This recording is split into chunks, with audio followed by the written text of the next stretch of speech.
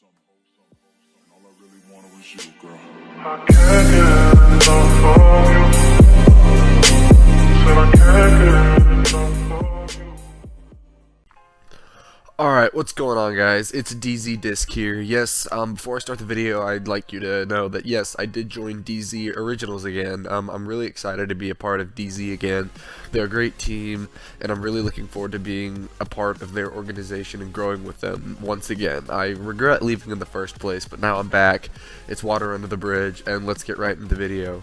So basically, this is going to be the time where I literally almost got killed by a bunch of gang members. So a lot of you that know me know that I live in a ghetto-ass area. I live in Oak Cliff, Texas, which is near Dallas. Literally, anyone that knows me can attest to this. I live in a very bad area. It is high in crime, very bad, just overall very bad. I am one out of 6 white kids that go to my school, out of every grade. One of 6. So that's pretty insane.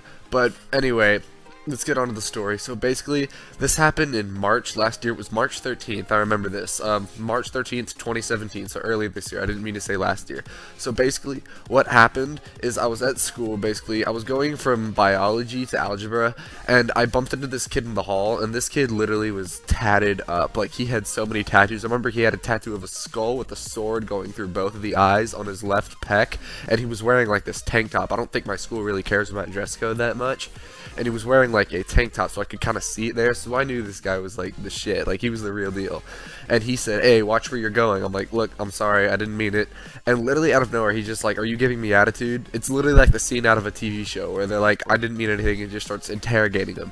He's like, "Are you giving me attitude?" And I'm like, "No, I swear I wasn't."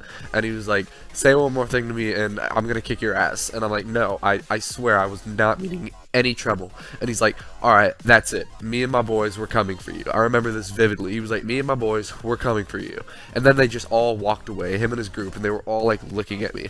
And I was terrified. Like, I was brutally terrified in this moment, because like I said, I live in a very bad area, so when people say they're going to do things around here, they are going to do it. So I basically just went out through the rest of my day, in terror. Like, I was checking behind me, looking around my shoulder. Literally, I was going like G.I. Joe mode, checking around corners, peeking around corners before I turned. Literally, it was bad. So the day finished, and I'm walking home. School's like a few miles from my house, and I didn't have my car with me, so I'm just walking home, and this is the perfect day to walk home. I said that sarcastically. Basically, these guys, like, as I'm walking home, I'm about a mile from my house at this point, and I just hear, "Hey, buddy!" So I turn around, and it's this guy and his, like, 4 other friends, and there's no way I'm gonna fight all of these guys. Like, I'm in pretty good shape, and I'm pretty strong, but there's no way I'm gonna outnumber 5 guys. It's him and 4 of his friends, so yeah, there's no way I'm gonna outfight him. So I just start running.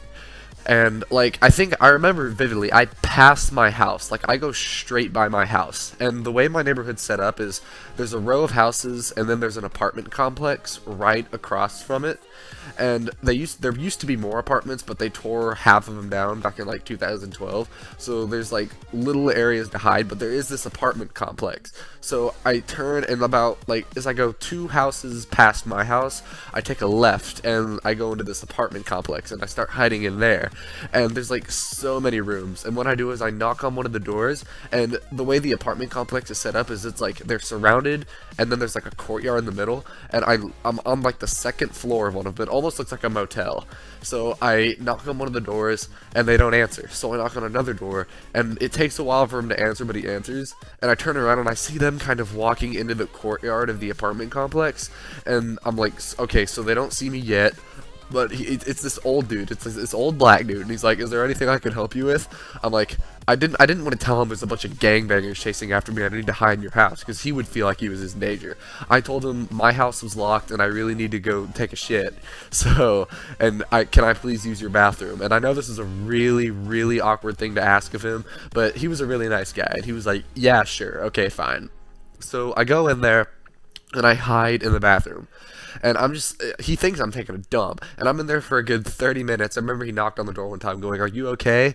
I'm like, "Yeah, I'm fine," but what I'm doing in the bathroom is I'm texting all my friends, texting my parents, anyone I can, to say, "Hey, I'm gonna die if someone doesn't help me, so please, someone come help me." So, that no one answers. Literally, my mom and dad do not answer. My friends do not answer. So I don't know what to do. So I call the cops. It's the only thing I like. I don't like calling the cops because the cops, especially around my area, are like really into doing like dealing with hardcore things, and I don't think this was considered extremely hardcore, but where I live at least. But so I call the cops and I tell them where I am. I tell them the room number I'm hiding in. And I'm almost certain these guys are still hanging around in the courtyard, so I tell them they're most likely in the courtyard. If they're not, I can give you guys a description when you come. So it took them about 20 minutes to get here, but when they did get there, they knocked on the door, the guy, and I didn't tell the dude the cops were coming, so I remember he opened the door and I could hear him going like, "Oh shit, what are y'all doing here?" But I came out and I told the cops everything, and they weren't in the courtyard. I guess they'd given up, but I gave them a description of the guy, and they went and found them, and they got arrested for threats. So I think they actually only had to serve like a week in jail, but they got arrested for threats, and they didn't. I expected them when they got out. I expected them to come find me and murder me, but they didn't. They just kind of ignored me when they got out. But it was the big news around the school and everything. But I remember I told the cops everything about like who they were, what their names were. I knew 2 of their names. I'm not going to state their names here for privacy reasons, but I knew 2 of their names. And I remember I explained to the old dude that I really didn't have to take a dump. I was just hiding out in this place, and I thanked him. I even gave him a $20 bill for helping me. But yeah, the police actually found the guys like half a mile from where we were, like smoking cigarettes. So, and they're all like 17. Only one of them was 18, and only one of them was allowed to legally smoke. So. But yeah, if you guys like the video, remember to leave a like, comment, subscribe. This genuinely did happen to me. Expect more story videos like this. I have a lot to tell, like a lot. And yeah, but thank you all for watching the video. Remember to leave a like, comment, subscribe, and I'll see you all in the next video. This has been Disc. Bye.